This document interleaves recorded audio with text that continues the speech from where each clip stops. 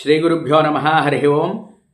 మన భీమేశ్వర ఛానల్లో ఈ రోజు నుంచి భీమఖండంలో ఉండేటువంటి 108 లింగాలు, అంటే మనకి ఎన్ని నక్షత్రాలు ఉన్నాయి అంటే 27 నక్షత్రాలు ఉన్నాయి, 12 రాశులు ఉన్నాయండి. ఒక నక్షత్రానికి 4 పాదాలు చొప్పున ఉంటాయి. అలా 4 పాదాలు 27 చూసుకున్నట్లయితే 108 అవుతాయి. అంటే మన భీమఖండం భీమేశ్వరుణ్ణి పురస్కరించుకుని మనకి ఈ యొక్క భీమఖండంలోనే ఎక్కడా ప్రపంచంలో మరెక్కడా లేనటువంటి విధంగా ఉన్నటువంటివి ఏవైనా ఉన్నాయా దేవాలయాలు అంటే అవి నక్షత్ర దేవాలయాలుగా మాత్రమే చెప్పబడ్డాయి.